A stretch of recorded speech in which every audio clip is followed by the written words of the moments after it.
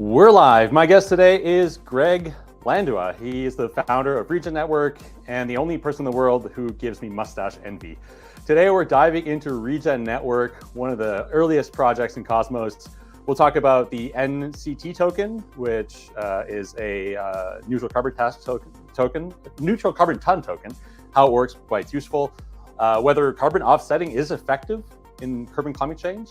Also, we'll talk about Regen 5.0 and the recent upgrade, public good funding, and a lot more. I'm also dying to find out why he thinks that blockchains don't eliminate the need for people and why he's increasingly bearish on the Cosmos ecosystem.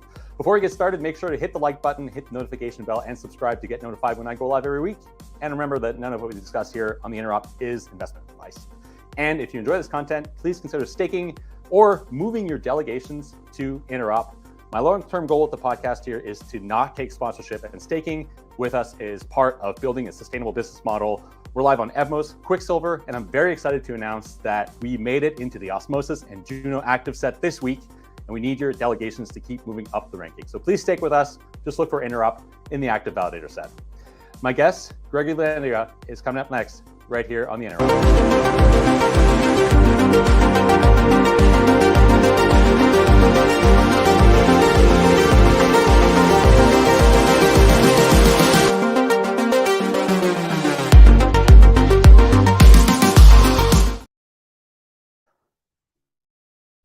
Gregory, how's it going, man? I just need to unmute. Oh, right, mute. Yeah, good to see you, man. How's it going, Seb? Pretty good, pretty good. It's good to have you on, finally. Great to be here. We did an Epicenter episode a couple of months ago, and that was the first time you had been on Epicenter. And so, I think a lot of people are familiar with Regen. I don't want to go into what is Regen and everything here. I think we can kind of keep it kind of summary. If people are interested in diving a little bit deeper into the history of Regen and the mission and everything, they can go and listen to that episode. I want to talk here about, I want to talk about this recent upgrade because there's a lot of technical bits in there that are really interesting, and also interesting in terms of, moving the Cosmos ecosystem forward in terms of governance and there's a ton of interesting DAO ideas in there as well, governance proposals, etc. So I want to talk about that. Also discussing this neutral carbon ton. There's been a little bit of skepticism recently about carbon credits. So getting your thoughts on that too. And then I think there's other things we can discuss, like public goods funding, which is another big topic right now. So, briefly, just for those who are not familiar with you, if there are people out there who are not familiar with you, please just give us a brief introduction. Yeah, well, so super excited to be here. I'm one of the founders of Regen Network. I think we were the second blockchain in the Cosmos ecosystem to enable IBC. So right after the hub did, maybe the third, but we were right there at that moment. And at that time, we built a lot of the core, have been participating in building a lot of core infrastructure. My background is actually more on the ecology and environmental science side of things. So I've been working in regenerative agriculture, and supply chain work, certification work, and carbon markets for, gosh, I mean, essentially my whole adult career. So since 2004 or something. What? I guess we're coming up. I'm getting old. It's coming up on 2 decades. And Regen Network, and Regen Network. We built Regen Network and continue to evolve Regen Network really to fill a core gap in the institutional and infrastructure needs for appropriately coordinating action on climate, valuing ecological resilience and regeneration. These are sort of really core concepts to a functional economy and a functional society. They also happen to be massive profit centers for, this is going to be a multi-trillion-dollar per year business, the natural capital and climate space. And so it sort of both serves this mission and existential need. It also happens to be a burgeoning and vibrant economic opportunity. Yeah, I mean, I think within Cosmos and probably even like broader into the broader crypto space, you've been, I think, one of the leaders in leveraging blockchains to create a market that incentivizes companies and people to be carbon neutral. Like, can you explain for those who don't know? And I certainly consider myself kind of not super well versed in carbon credits. Like, what's a carbon credit? What's it for? And what's the goal of the carbon credit system? Sure. And this is a complex subject, so I'll sort of do a superficial overview of things, and then maybe we can get into some of the complexity later if it makes sense. But just broadly speaking, carbon credits are a commodity, right? From a sort of like, what are they perspective, that are used to balance the carbon budget on a balance sheet of a company. Increasingly, right? And so the value of carbon credits comes from the fact that in 2023, it is now consensus amongst business and regulatory agencies that carbon emissions should be considered a liability for companies, meaning it's a cost, because every carbon emission that is emitted, every ton of carbon that's emitted out in the atmosphere has a societal cost and creates risk for the very company that's emitting it, right? And so this is complex, but there's about 20 years of work going into quantifying how much that cost is and how to sort of pay for it. And there's different schools of thought about how to pay for those costs, right? Some people would like to just regulate it or tax it, right? And other people would like a free market mechanism, like a carbon market, where you actually sort of like pay for offsets. And so, interestingly enough, carbon markets by conception are they're a market-driven approach to dealing with this negative externality while also incentivizing positive externality. So it's a mechanism to fund public goods and fund the amelioration of public bads, I guess you could say, negative externalities in the economics lingo.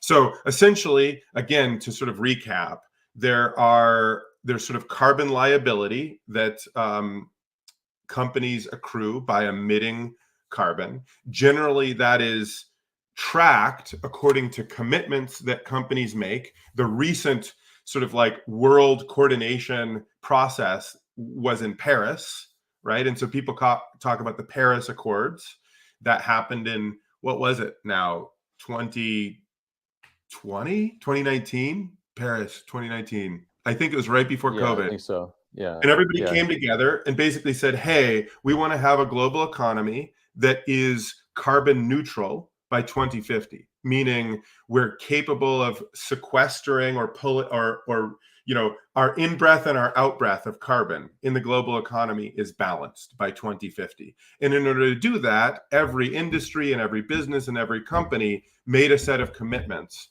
Those commitments are encoded into sort of scientific baselines, right? Which then allow you to calibrate how much you need to offset if you're a big corporate, or if you're a blockchain protocol, or if you're an individual. So it's an incentive mechanism, essentially, is what you're saying. So it incentivizes businesses and also people to some extent, since people choose with their dollars which businesses they deal with, they want to conduct business with. It incentivizes businesses to limit their carbon emissions through the acquisition of these credits.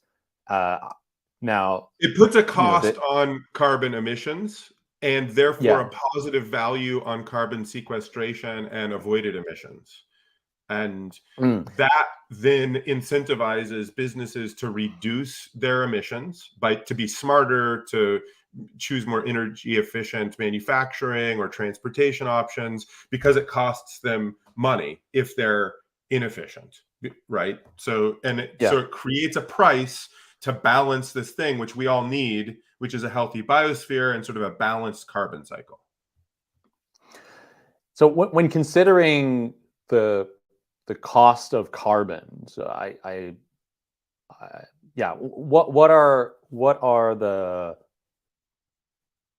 what goes into considering the cost of a carbon unit, or like a carbon ton in the case of this nature carbon ton token that you guys Well, this is are a doing? whole world, you know. So there's the social cost of carbon, where people calculate the damage that's done through climate change, which, you know, increases the frequency and magnitude of large storms, for instance, or you know, increases the cost of air conditioning, or increases, there's all these costs that increases the number of flooding events, these sorts of things. And so that social cost of carbon is that different people come up with different numbers, right? So there's a quantitative process to sort of add up the cost, is generally between $100 and $150 a ton is sort of considered. And that's like an academic exercise. That's not supply and demand necessarily. That's like the social cost that's been calculated. Generally speaking, markets operate by supply and demand, right? So we might have a value, but value is not always connected to what the price of something is. So currently, price discovery in the market is how much demand there is versus how much supply there is.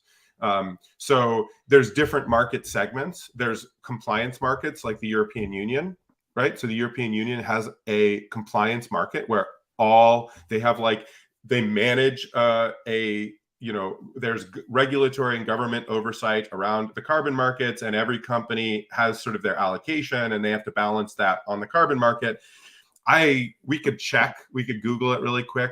Generally, like last year at the peak of carbon fever, when everybody was like, wow, this is going to be big, it was over $100. So it was like somewhere around 95 euros per ton over in Europe. And it, you know, it's somewhere between 50 and 100 euros per ton in Europe at any given moment. That's the trading range for carbon, due to supply and demand factors. Then there is the voluntary carbon market, and that voluntary carbon market has a much broader price range. So the price range in the voluntary carbon market is from like $2 a ton up to like $1,000 a ton. It's a giant. And then there's sort of projections about if every company that has pledged carbon neutrality and has signed up to these commitments, and if the SEC follows through with its regulatory compliance for public companies, and if all these things that have happened continue to happen, there's this demand curve that has been projected. That demand curve essentially says that the price of carbon is going to move upwards towards $150 per ton by about 2030. Just due to demand pressure, because of how much supply there is, how much demand there is. And that's like World Bank and World Economic Forum and McKinsey, like think tanks who are trying to look at data and judge and place a price point based on the supply and demand. Not the social costs, like not how much damage the carbon emissions do if they're not mitigated, but how much just like demand there is versus supply and what that does to the price. I see. And so one of the things that I remember from our conversation last time on Epicenter that maybe I'd like to revisit here is the fungibility of carbon credits. If you look at other commodities, things like gold, things like, you know, food commodities, there's I think for most commodities, there's probably a fairly standardized system for grading commodities. So you may have, you know, I think gold is probably fairly standard, right? Gold is gold, and there's like a Yeah, you have threshold for like the quality of gold. system, the quality, yeah, like Yeah, how exactly. pure the gold is, and then Right. how And much then it weighs. So there's like two dimensions: how much does it weigh, and how pure is it? and then so there you can say, okay, like an ounce of gold that adheres to this standard is worth this much, and that's measurable, and it's you can measure that and test for it. In the case of a carbon credit, it feels to me like the the effectiveness of one initiative to reduce carbon versus another, and all of the different ways in which one could try to reduce their carbon footprint is fairly varied. How does the market account for these variations? And what are some of the unintended consequences of like this, this effective non-fungibility of carbon credits on actually reducing carbon? You're muted again. Sorry about that. That's a fantastic question. And it's really the core question in a lot of ways that Regen Network is being built to answer, right? How do you grade and sort and allow discoverability, price discoverability in a rational and logical way according to a set of quality for carbon is one of the primary functions that Regen Network is aiming to provide to the marketplace. So there's different ways I could answer this, but I want to start by just like outlining the different candidates. And like this is still very early days for this market, so there isn't consensus about like what the market is going to choose to grade carbon, right? Complete consensus, at least. There are arguments, and there's still sort of like there's competition to see what this is going to actually end up being, right? So just to like put that out there. Okay, so step one, one of the primary. So taking a step back, there's two dimensions to think about. One is the scientific certainty about the claim that's being made. That's one dimension of quality. How certain are we? And it costs more money to be more certain. And you see this to some degree with like gold, even, right? You know, if you have things that are assayed and certified and third parties have weighed, right? You have a high degree of certainty that you're getting what you say versus like, you know, you bite it and you're like, yeah, it tastes like gold. It feels about right. Okay, that feels like it's about an ounce, and it, you know, has, right? So you can see like the more effort you put in, the more intersubjective verification, the more different people attest to the veracity of something, the more sure you get. So that is true also in just normal commodity markets, but it's extra true in carbon markets because carbon is a odorless, tasteless gas when it's diffused in the atmosphere, when it's in the form that we're trying to mitigate and remove and put into forests or soil or carbon removal projects.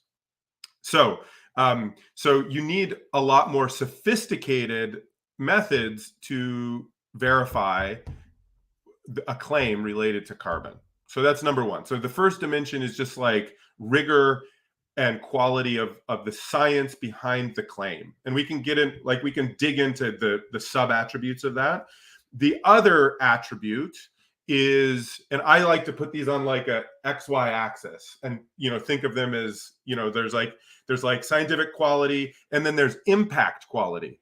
Like how if this carbon is in a rainforest, for instance, and it's being stored in a rainforest, how many other benefits and services is it giving us? Right? So how charismatic is it? How powerful, what's the public goods story that's being brought into the marketplace by this? And so you have that XY axis, and generally speaking, that's sort of like the carbon price discovery axis, right? And then you can dig into that. And there's differences of opinion about quality, public goods. Like different people want different things. Maybe some people want a healthy agricultural system. Maybe some people want forest conservation. Maybe some people want it to be completely a machine world, and they want giant machines that suck carbon out of the atmosphere.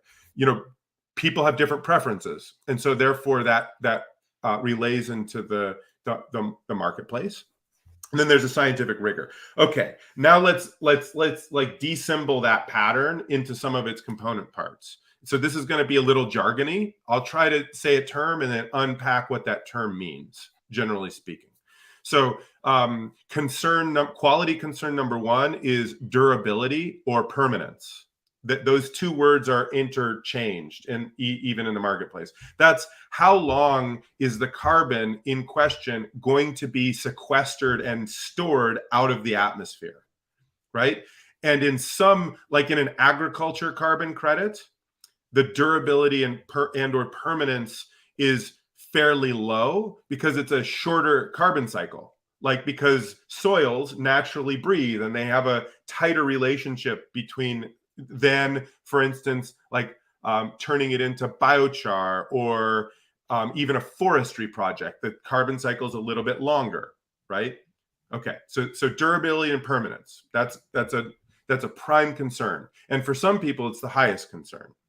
The second is what is generally called additionality, and additionality is how sure are we that this wouldn't have happened through other means, that it required a market and a price in order to do it, right? Or another definition of additionality, depending on the market preference, is how sure are we that the action that we're funding is responsible for the outcome, right? That's additionality. Is there a tight linkage between the fact that I have this contract with this farmer and this carbon was sequestered, right? Which is independent of, are we sure? And then there's how sure are we, right, about the claim, right? So that's the certainty. So we have permanence, additionality, certainty, and then there's a term called leakage, which is can we be sure that this project sequestering carbon didn't make someone else emit carbon somewhere else due to like a second order effect, where it's like, oh, I put in, I preserved this forest, but they just chopped that forest down over there. So it's the net carbon impact was the same. So you can see those are fairly complex, and they require sort of like an observation and surveillance apparatus that's quite sophisticated to be able to both, and a contract apparatus that's fairly sophisticated, because you're making multi-party contracts about a particular place, and you're trying to observe these multiple dimensions in order to generate that value. So I'll pause, see what questions. It seems like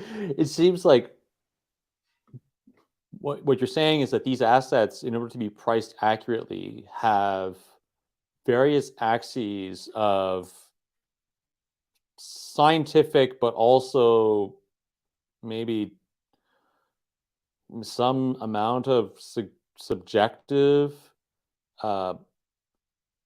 qualities that allow them to be priced accurately.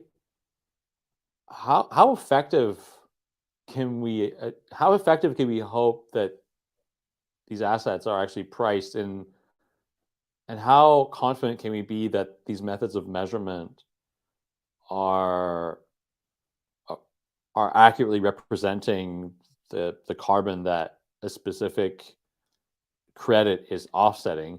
And I think what's really at stake here is the legitimacy of carbon credits as an effective way to offset carbon. I guess the subtext of my question is how much of this is greenwashing and how much is actually doing good for the future of the planet. Yeah. It's a totally valid question. I think so. The answer to the, not the answer to the subtext, but the answer to the sort of specifics that you were asking about. So there's two ways that we try to address uncertainty related to claims. One is to be transparent with the market about the level of uncertainty, because markets are good. Like people are uncertain about lots of things. We have insurance, we have all of these different cool financial mechanisms that are built to deal with uncertainty. Markets are uncertain. Life is uncertain. Everything is uncertain. This is no different. What's important is that you're transparent with the level of uncertainty, right? And that there's a process to improve the precision and accuracy over time, right? So what's important is that we have a clear process to improve the level of certainty associated with claims over time, and that we're accurately representing the level of certainty that we have right now. Okay, so that's number one. And that's true with anything, like any financial instrument, any stock, everything. 100% of anything that anybody ever buys has a level of uncertainty. And this is what I think doesn't get sort of like, we don't wrap our head around everything, the Fed interest rate, everything is like foggy, and we have to calibrate, and actually dealing with uncertainty is what markets are great for. This is the magical thing of like a market approach to something. Whereas if we were trying to create a bureaucratic approach, right? And this is the interesting thing. So, okay, we could have two different conversations. We could have, we could say, oh, is climate change even a thing? And is carbon even a problem? Should we even deal with this? I don't really want to go into that, right? I think, like, I'm starting with the premise that we have consensus that, that we have enough certainty, but like, look, there is uncertainty related to everything, right? I guess that the issue that I see here, and I haven't given much thought to this, I'm sort of thinking out loud here, but there is a market approach, and markets are great with dealing with uncertainty. I agree with those statements. The thing is that carbon credits and the incentivization to leverage carbon credits has been, at least in Europe, widely incentivized by policy. Mm-hmm. I think is accurate, right? So in Europe, that's true, which is not true in the United States, right? Which is not true in the United States. Carbon markets in the United States happen almost independently of any public policy, although the policy will come later, because that's how things work in the States, is that the market drives the policy instead of the policy driving the market. Yeah. So from a European perspective, I've mostly been skeptical of carbon credits and the incentivizations mechanisms, because they've been driven by government, by governments and by the EU, and I don't trust those institutions to make the best decisions. I think there's historical precedent there. And then the broader question that I've started considering here is, to what extent has the policies around incentivizing carbon emission reduction through carbon credits perhaps been an accelerator of, the what I think is, a looming energy crisis in Europe and perhaps across the world? And, to be more specific, has government policy around, ESG, et cetera, really accelerated, not taking into account the kind of black swan event, which was like a hot war in Ukraine, and in the context of reducing investments in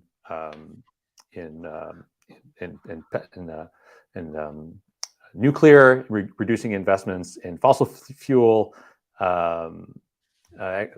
research, etc. To what extent are these policies maybe responsible for putting us in a tight squeeze in terms of our access to cheap and affordable energy? In no Is this something way. you've given some thought to? No way. Okay. I mean, I would say there's zero. Moving on. So there's just a lot of different things. So different people have different opinions about nuclear, for instance. But broadly speaking, nuclear is a low carbon energy source. So if what you're aiming to do is to decarbonize your grid, you would probably choose nuclear, right, over Russian gas, for instance. And so that's a different. There's a different argument taking However, there's a different argument I'm sitting taking place here there. I'm sitting here in Germany right now, and I was having a chat with my father-in-law yesterday, talking about his energy bill that has more than doubled over the last year. But Germany decommissioned their nuclear, and that wasn't driven by. So there's two different things going on. One is if you place a price on carbon, and you say, as a society, we want to decarbonize our energy grid, for instance. That's good for creating resilience against, realpolitik and geopolitical, like there's actually a complete alignment between placing dealing with the reality of the thermodynamic and geophysical reality of carbon cycles, right? And the geopolitical reality of bullies and war. There's a complete alignment between those two things. Okay. Sometimes there's other political challenges like, oh, we don't want to deal with this, or we want to deal with that, or there's special interests. Democracy's messy, things get, but in no way is dealing with creating a healthy carbon cycle for our economy at odds with also, that creates resilience and independence in a global world of, control over energy resources. That's what that does. So I would say they actually line up really well, and that the static and the confusion that's happening in Europe is due to other things, not, and like Russia or whoever will, it's like all of a sudden being anti-nuclear becomes this synonymous with being pro, I guess, healthy climate or something. But that mimetic, we have to look a layer deeper. There's propaganda, there's mimetic warfare, there's all sorts of things going on which are trying to confuse and cloud the decision-making process. I can't comment on all of that, but, I don't think sort of having a carbon market in any way, undermines sane energy policy, I guess. Yeah, I think then it's probably safer then to disassociate the carbon market and the policy. I mean I do believe that it's the policies that have led us to the situation that we're in Europe. But policy is a complicated thing, right? Different people lobby for different policies, and it's not like a unified thing. So people want to, how do we know? How do you know that Russia didn't fund all the nuclear decommission campaigns in Germany? Just curious. Possible, yeah. I mean, I would say the likelihood that they put money into that is nearly 100%. Yeah. Why? Because they profit from it. It's just like you just follow the money and you'll find out why something exists that way. So someone needs to look behind Greenpeace. Right. And Greenpeace does amazing work in the world, but they're also super, they have their perspective. You can disagree or agree. Sometimes they're on the right side, sometimes they're on the wrong side. Where are they getting money? Where is it getting funneled from? It's all pretty complicated. So I want to get out of the complicated thing and get back to sort of there's uncomplicated parts of this, which are, for instance, let's get back to crypto. Okay. There's a very linear and clear relationship between what we're doing and the value that a protocol like Osmosis, for instance, has in the marketplace. So there's a huge, so the growth of our industry requires new people to come in and engage with the functionality, and for the industry to grow as a whole, then, with that influx of new energy and new talent and new capital, we have a healthier industry, we have a healthier ecosystem. That's the basic dynamic. Now, there's a lot of people who don't want to engage with crypto because they have concerns about energy usage. And, like we can unpack what about that is rational and what about that is irrational.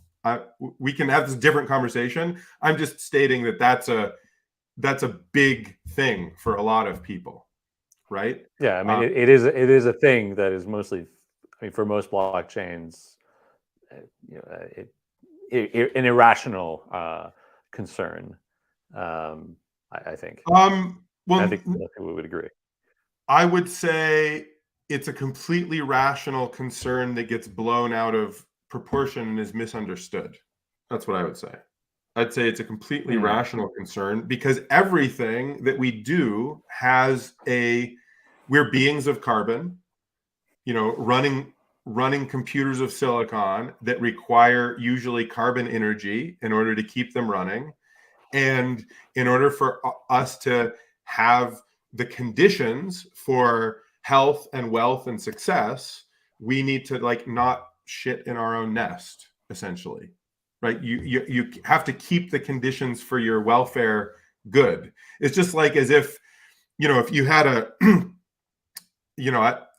let's see, like if you are running, it's like if you're running a generator in your basement, right? And it's filling your house up with carbon monoxide, you have to take some action to make that go somewhere else. Well, there is no somewhere else on planet Earth. So every blockchain and every business and every human we have to coordinate to figure out how to not just be exhausting our planet. Like that's a thermodynamic geophysical reality in order for us to have economic activity, right? Like we require healthy planet for economic activity. And of course. to the degree, and so let me finish this thought. So the degree to which a protocol can say, you can engage with us and we deal with all of that problem and we give you money, you become more competitive in the marketplace. It's that simple. It's a competitive advantage to efficiently deal with that, because guess what? People aren't dumb and they do realize that there is a rational concern there. Now, like, again, it gets blown out and people have different interests and it becomes this reality distortion field. But there's like a core, like rational logic there, which is the more efficient and effective we are as business people or as blockchain protocols or as communities at dealing with this core existential challenge, the more attractive we are to new people who are thoughtful and engaged and have money and want to come and do business with us, right? It just creates a healthier, more dynamic marketplace, essentially. So tell me about this Nature Carbon Ton token that I think will go live. Will be on Osmosis next month. Yeah, hopefully we'll be live in March. It looks like everything's lining up. It's been a long, winding road to get everything all together. It's more of an interoperability issue than anything else. We can talk about that aside. So Nature Carbon Ton is like this first generation tokenized carbon credit that allows businesses and protocols to offset their carbon footprint, or to engage in speculation that more and more people are going to want to offset their footprint, and that this, as sort of like a, as a business opportunity, is going to grow. So it has two different forms of utility there. So NCT, as a first generation tokenized carbon credit, is sort of their legacy carbon credits that are coming off of the sort of largest and most well-renowned verification body for voluntary carbon credits, which is Vera. These were tokenized by Toucan, which is a tokenization protocol. And we helped co-create some of the standards about what got into that sort of basket. So talking about like what's fungible, what's not. We leaned in with a body of other actors, helped set those standards. And now NCT is being bridged over from Polygon into the Regen marketplace. And then people can do what's called basketing it. And that turns it into a fungible IBC token, which then allows it to move to Osmosis. And we can talk, there's a really cool thing happening in this partnership between Regen Network and Osmosis to build the liquidity pool and sort of create access to this carbon credit to be offsetting protocols and to be bundled into all sorts of other things, because it's really kind of the fuel for the regenerative finance economy, I would say. So yeah, let's talk about that partnership. And also I'm curious, what are some of the technical, you mentioned there were some interoperability issues, because I believe this is a standard that you guys have built, and you've built some custom SDK modules around this this new token type, I think. Yeah, can you talk a little bit about that? Yeah, well, so we built the eco credit module, which is a token standard that runs on Regen Ledger. And we basically had to reconcile our both IBC token standards and eco credit token standards with a Polygon like ERC20 token standard. And the interoperability challenge here is that this isn't just an ERC20 token. These tokens have sort of like a payload of metadata and functionality that has to go with the token, because it has to be able to be retired. You have to keep track of who bought the token and then retired it to actually have the system work. So message passing and more sophisticated bridge stuff is required. And so we had to build that out basically to be able to create this interchain interoperability to a level that other people haven't yet. You know, that use case hasn't been top of mind for a lot of the bridge folks. So we worked in tandem with Toucan to build a custom bridge between their smart contracts on Polygon and Celo and our blockchain, so that there is sort of like this ability to flow this particular token standard back and forth and make sure that the accounting is square wherever the tokens go in terms of retirement and issuance and other things. And then once it gets to us, what's cool is then it's IBC and it can go anywhere. So we have amazing things happening over on Evmos, really cool things happening on Stargaze, and this exciting launch on Osmosis. And so the launch on Osmosis, sort of a protocol-to-protocol partnership, which is very exciting. So the Osmosis community voted to pre-buy, I think, like a 5-year supply of carbon offsets, right? And then do liquidity provision. So they're offsetting, and then they're doing liquidity provision. And then there's sort of a constant purchase price. And then there's other Stargaze and other folks have voted to do offsetting. So you can start to gauge the demand, and we can create liquidity with real utility that's creating this sort of internal carbon offsetting economy, so that protocols, again, are climate positive, carbon negative. And this is sort of like this first generation carbon credit in the IBC world. Yeah, and it's launching in March, which is super exciting. I think there's going to be about if I'm not mistaken, there's going to be about 300,000 tons of liquidity, which represents something like, you know, so an average protocol, depending on how many compute nodes are running and how far you take the carbon accounting, is going to use between 5,000 and 10,000 tons a year to run itself.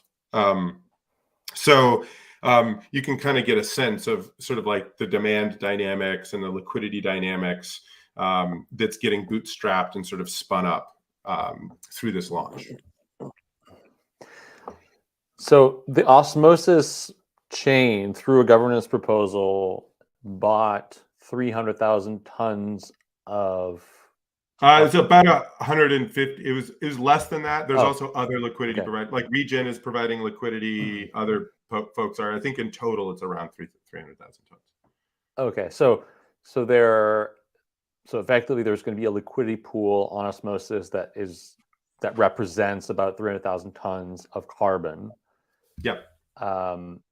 What are the kinds of things that token holders can do with these tokens, and how is it offsetting carbon? Like, how is it helping offset carbon emissions? Yeah, so each one of these tokens represents a ton of carbon that has been verified to be stored right? And according to these standards. So the utility of the carbon is you retire it. So you render it non-tradable, and you retire it to a specific address, and then that address can sort of claim carbon neutrality according to, the number of carbon tons that it's required, related to their carbon emissions budget, right? So the core utility here is again, and it's a little bit of a clumsy term, but it's as a commodity, right? And as we were talking, there's all these ways that it's not really a commodity, but its use, meaning it's like grain, where its utility is to turn it into bread, not just to have it, right? And the same is true with carbon. The utility of the NCT and the other carbon credits that are coming online, which we should talk about, the Regen native carbon credits, which are coming online, which is really exciting.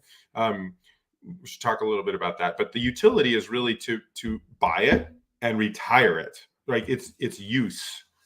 Its use is its core utility. Okay, so this retiring of the credit means that effectively you can't like buy a carbon credit and be like effectively like long you carbon. can, of course, but then you're speculating that someone else wants to buy it and retire it. Okay. Or someone else wants to speculate on the fact that somebody else wants to buy it and retire it. But it has a use. Like, what I'm just saying is there's this utility, and that utility is to actually retire it and take it out of circulation and to use it. Once it's been used, otherwise a carbon counting scheme wouldn't work, right? If you can trade it after you count your, like I can't be like, oh, I bought this carbon credit, so I'm carbon neutral, and I'm going to sell it to you, and then you can be carbon neutral too. It doesn't, right? If I'm making a claim, I take that carbon out of circulation, and then it's out of circulation, so it's used on a regular basis. I see. Right. Yeah. Tell me about this other carbon token, this Regen token you just mentioned. So Regen is built to allow people to manage the minting process of carbon credits and other eco credits, biodiversity. There's a whole burgeoning marketplace that assigns value to conservation and regeneration outcomes. And again, this is a giant industry that's in its formation phases, that is enabled and fueled by blockchain, right? But this is independent of the blockchain world, that this whole thing is happening. Billions of, just to contextualize, the global carbon markets right now, the full global carbon markets, voluntary carbon market last year was about $2 billion, and it doubled from the year before, and the year before that it grew 30%. So it's in this very rapid growth phase. The full global carbon markets, which includes compliance markets, somewhere around $300 billion. Payment for ecosystem services, where there's payment for specific ecological stewardship that's taking place somewhere that a stakeholder needs, somewhere around $40 billion a year.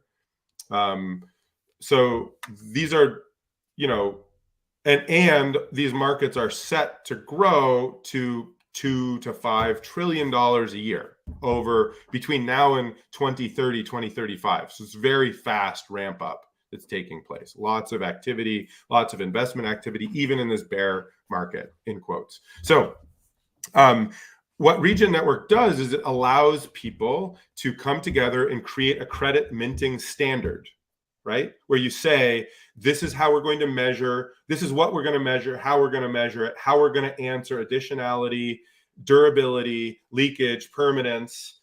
If you're in the case of carbon credits, or in the case of biodiversity credits or other credit forms, you'll have different criteria that you're answering. So we have a registry system that allows you to govern credit minting standards and then follow those credit minting standards on chain and result in a fully transparent, digital, auditable credit.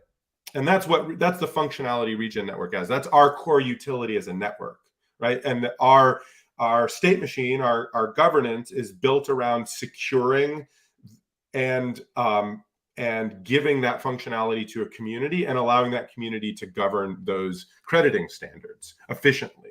And that's That's sort of like using a public blockchain as a governance network and registry system and marketplace for these types of credits is really quite transformative, because it creates this vertically integrated application-specific blockchain that allows us to disintermediate huge parts of the market. So if we get back into like carbon credit markets as they exist right now, they're really inefficient.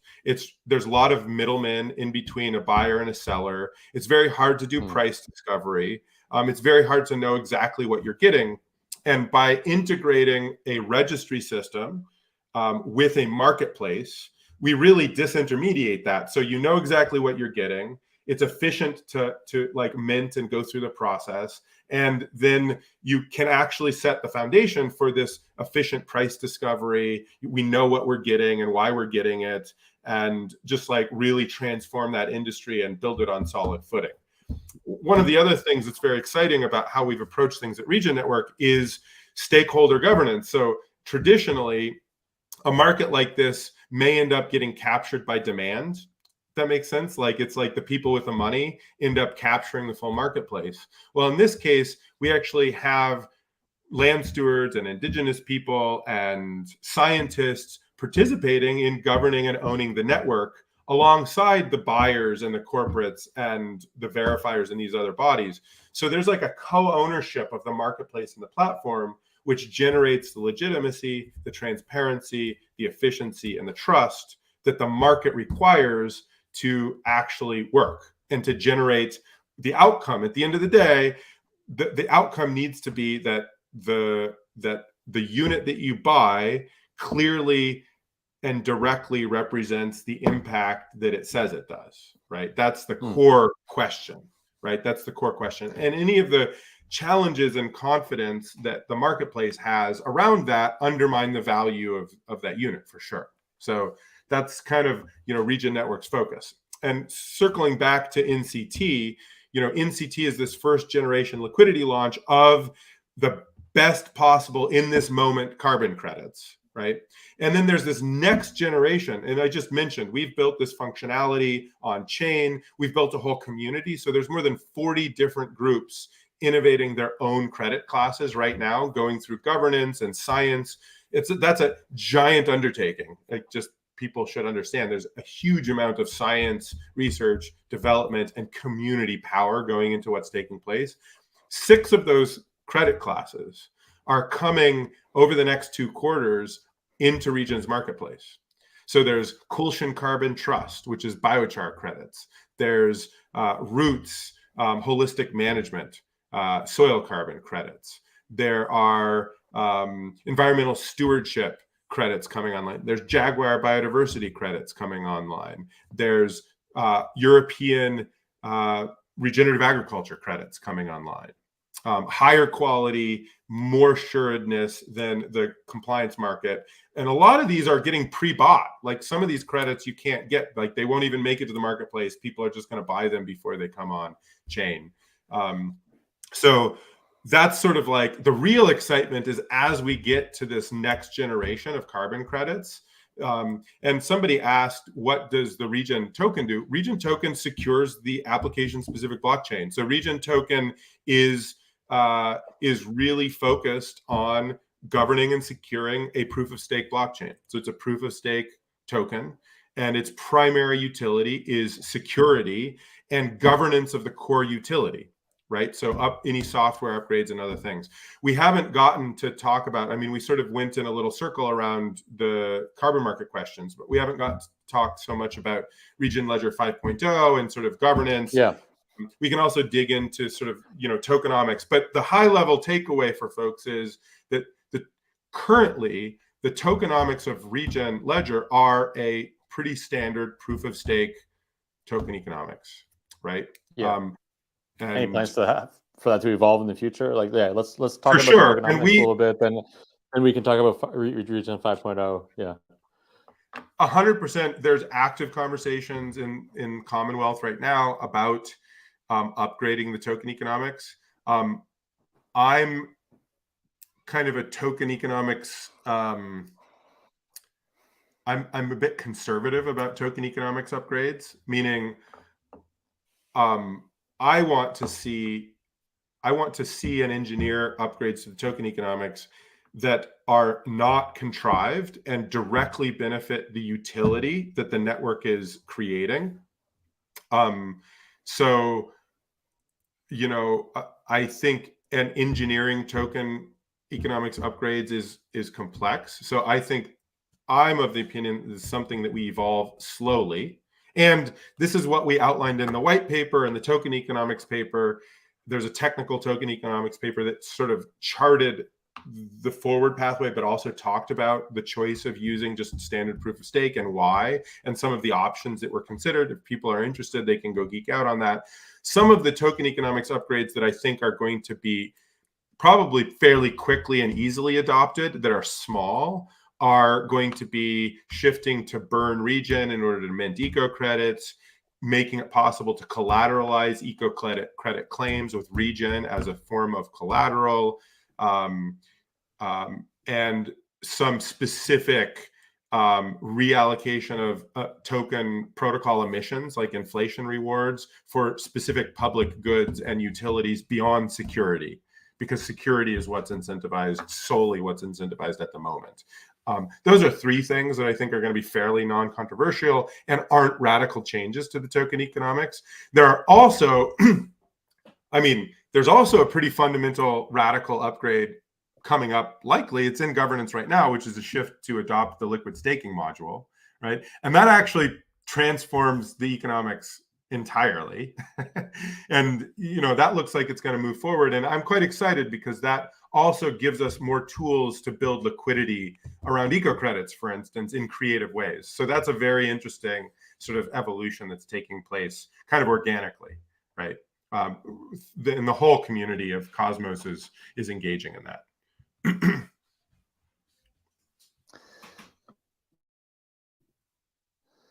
Sorry, I just have a bit of an audio issue.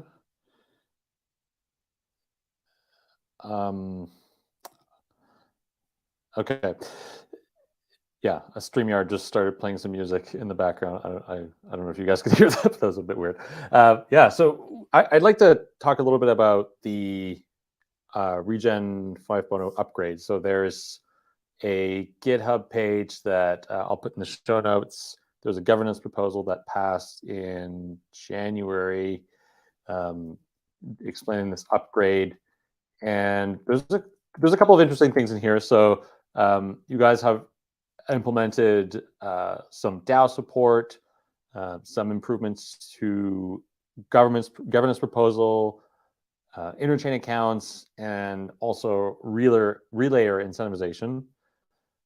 How significant is this upgrade, and what does it mean for, and how is it going to change, effectively? I think a big thing here is really governance. How do you think this upgrade will change governance of Regen moving forward? Yeah, it's a huge upgrade. Group module is really a big deal, and it's going to transform not just Regen Ledger's governance. I think we might be the first chain that's running it, but ecosystem wide in the Cosmos ecosystem. So what group module allows is for you to essentially create a DAO, a collection of addresses, and then set a governance policy over any of the capabilities that address has. So for instance, you could create a DAO that's governing the community spend pool and elect members to that DAO, right? You could create a DAO that's governing token inflation rates if you wanted like a Fed or something like that. You could have a DAO that's governing any on-chain parameter. And for us, this is about eco credits. So we can create subgroups that are specifically governing eco credit parameters, methodology parameters, and other functionality that we've built into the blockchain. I think we'll also use it to engage a little bit with governance of, like, for instance, the community spend pool.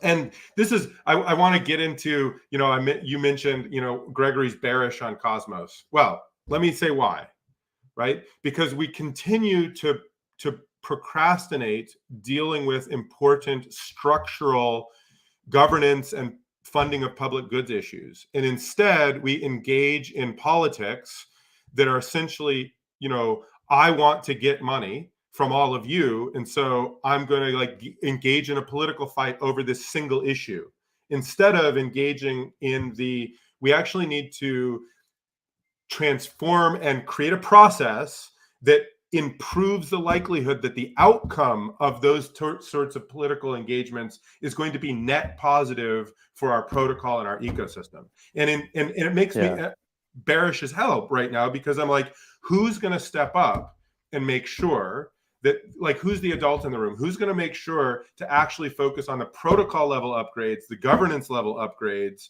and just frankly, the people who do step up and take that kind of responsibility. And if I could toot my own horn here, Regen has always done that, tend to get left behind. And, we're not the loudest voice in the room. There's not hype. There's not a money grab involved. So it's people just forget about it. And so if that continues, if that dynamic continues in Cosmos, where we're just eroding and degrading the decorum, the governance capability, and the tools for our own personal gain, then the value that's trying to be generated and the ecosystem approach will be eroded over time, and the value will be eroded over time, and the value of everybody's atoms and Osmo and everything, Juno, everything will get eroded because of that, because we're all in this interdependent ecosystem.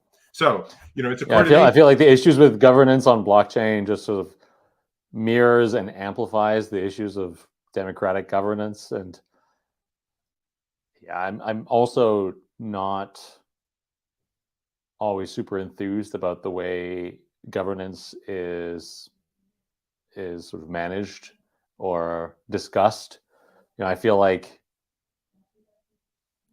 but we have every opportunity to change that. The bullish case here, the bullish case here is that we can iterate and experiment and create effective ways to govern. And so that's part of what the group module allows. The group module allows for flexible, delegated governance over specific elements that's transparent, right? That's fully transparent, and that allows auth-z to oversee things. So you can have the community override something or boot out a delegate. You can assemble a group of people and in a much more effective way than just hey, this is a multi-sig. So I think group I really hope that stuff is the first, and DAO is great too. Just a shout out to Jake and the DAO innovation, other stuff.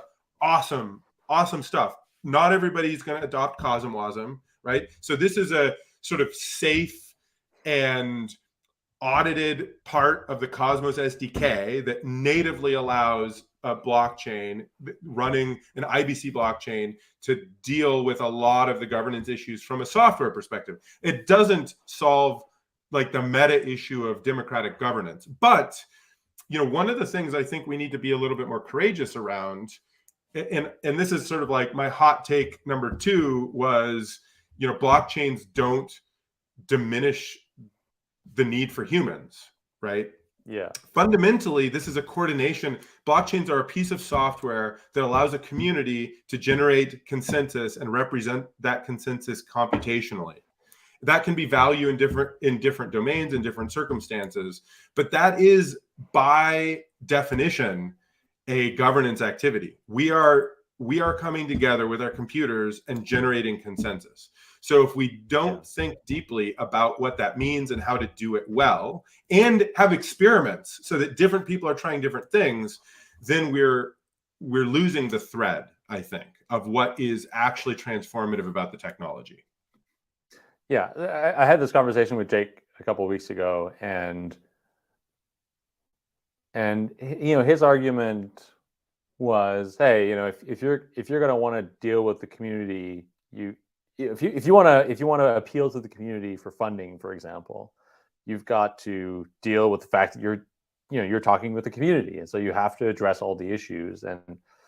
And I don't think that I think that works maybe now, but I don't think it works at a scale that we envisage blockchains to become. Like it doesn't work when you have potentially billions of people interacting with blockchains, businesses, etc. You need to have some amount of responsibility placed on people or groups of people because I mean, effectively, this is why we have, I mean, to some extent, democracies. We have layers of abstraction between decision making and those who are concerned. Now, it doesn't always work very well. In fact, I think the issue with democratic society is that there isn't enough accountability for decisions made. There isn't enough transparency around how decisions are made, who's involved, what the incentives are, how money is spent,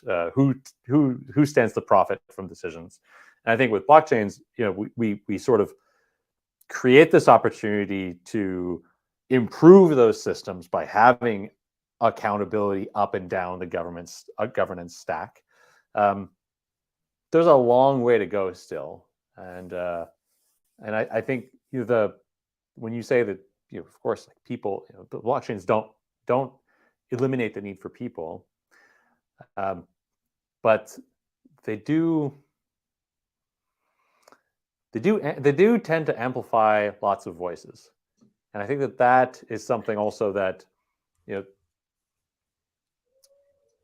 it's something that also needs to be recognized as part of the I guess as part of the landscape, right? So if you're in a position of responsibility, or you have some responsibility over some part of governance, I think that a lot of times we let ourselves be clouded by the opinions of faceless anonymous people, right? And so that's where accountability also needs to happen on this. We also need to expect accountability of people making claims, right? And for sure, 100%. I think we're aligned, and I think my hope is that the group module specifically, and that specific piece of SDK kit that shipped with 046, right, and is now available to any blockchain out there in the Cosmos ecosystem, allows us to create what I would refer to as more nested governance, meaning you can have accountable, responsible people looking out for specific things, who are elected to that position or appointed to that position, or rotating into that position. I mean, you can think of, there's amazing history of people experimenting with different ways of decision making and governance, right? We have the full world is at our fingertips in terms of, I'm not here to prescribe what the best way of doing that is. I just think we need to get busy getting more specific about who's accountable for what, right? How are they being held accountable? Because as you said, it's too complex. I believe it's too complex at this stage to continue to just have like unicameral mob rule. Like people should study history. There was a unicameral government in France for like, how long did that last? And what happened afterwards? A bunch of people's heads got chopped off is the end of that story. The end of that experiment is like people swayed the mob and everybody and all this stuff happened, and then the original people of the revolution went and got all their heads chopped off, and then everybody who disagreed and all this other stuff. And so it's what happens when you create conditions where like the loudest, most toxic voice can manipulate public opinion and push something through. So democracy evolved to have checks and balances, right? There are checks and balances, and there's a separation of different functions that then check each other. And I think we need to evolve quickly and effectively evolve checks and balances. Like we're doing this on Regen Ledger as quickly as we can with our community. But, I think more broadly in the Cosmos ecosystem, Cosmos Hub and beyond, there needs to be clear checks and balances and clear thinking about how to manage that for the benefit of the whole protocol and the larger ecosystem as well. Well, that's a great note to end on. I think we agree on the governance part. I'm very hopeful to see. I think I'm a little bit less bearish than you. I think I'm quite hopeful that these things will get sorted out. I guess I really am and too, also, but I want to kind of like, I want to push people a little bit. And I want, I think somebody needs to be like, I've been that guy in the Cosmos ecosystem who's been saying, we'll figure it out. Like, let's give everybody the benefit of the doubt. I've been saying that for like 5 years and working hard to make certain things true and like engage and roll sleeves up and do things at this, but I just crossed a line. And just like, that's the truth. Like I crossed the line, and on this side of the line now, I'm like, either action is taken or it's a failure. And so like things need to happen now, and like that, and otherwise we're really deeply in trouble. So like, I will not vote yes on any governance proposal on the Cosmos Hub that isn't dealing with checks and balances and governance process. Anything that comes up, I am a no to. And I would encourage everyone else to be a no to. We should have a moratorium on any new spins. We should have a moratorium on any new upgrades.